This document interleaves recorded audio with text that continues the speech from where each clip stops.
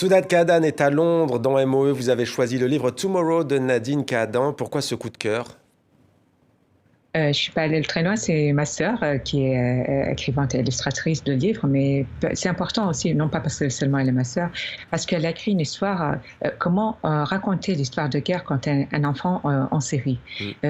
Au début de la guerre, on savait pas comment raconter la cruauté, comment on peut voir les médias, les news sur notre pays, comment expliquer la situation à un enfant. Mm. C'était son premier livre, traduit en plusieurs langues.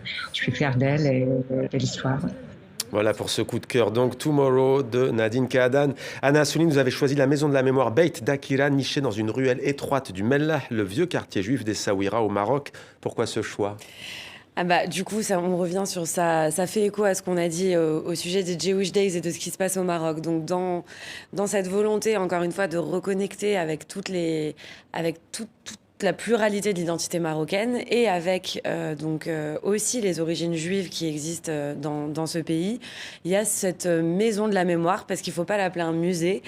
C'est son fondateur, André Azoulay, qui insiste sur ce mot. Un musée, c'est quelque chose de figé dans le passé, de terminé, alors que là, on est tourné vers l'avenir. C'est quelque chose qui est actuel, qui est vivant. Donc c'est pour ça que c'est une maison et pas un musée. Et donc c'est un lieu qui raconte l'histoire commune des Juifs et des musulmans à Essaouira, et qui est un lieu emblématique. Quand on arrive, on a Shalom Aleikoum, Salam Aleichem de chaque côté. Il y a une Torah, un Coran qui sont ouverts pour nous accueillir.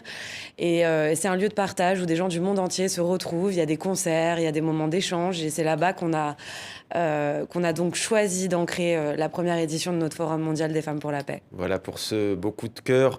Akram Belaïd vous a choisi Darba, le premier album du musicien Peko Djinn. L'artiste est né en Suisse et il mélange des influences musicales latino et maghrébines. On entend quelques notes du titre Chokri. Qu'est-ce qui vous plaît chez cet artiste? Alors, en plus d'être un magicien des platines, je défie tout le monde de ne pas danser quand il joue. Il dédie cet album à la révolution tunisienne à travers des morceaux qu'il a composés, des samples qu'il a utilisés. Et c'est un super album, comme quoi on peut être engagé et danser en même temps. Et ben voilà, on peut faire d'une pierre deux coups. Nour Arjoun, vous avez choisi le rappeur Dalma, avec qui vous avez déjà collaboré. D'ailleurs, on l'entend dans quelques instants avec sa chanson Nasseya. Qu'est-ce qui vous a incité à nous faire découvrir ce rappeur aujourd'hui?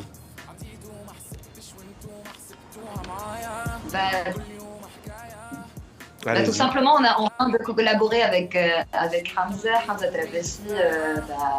Et là, c'est son dernier morceau, Nasser. C'est un morceau qui est assez intéressant. Il a créé un clip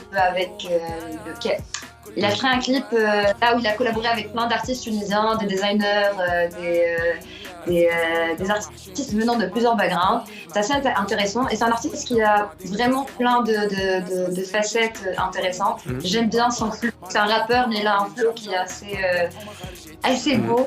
Et on vient de collaborer ensemble. Donc je crois que c'est un coup de cœur qui fait beaucoup de sens.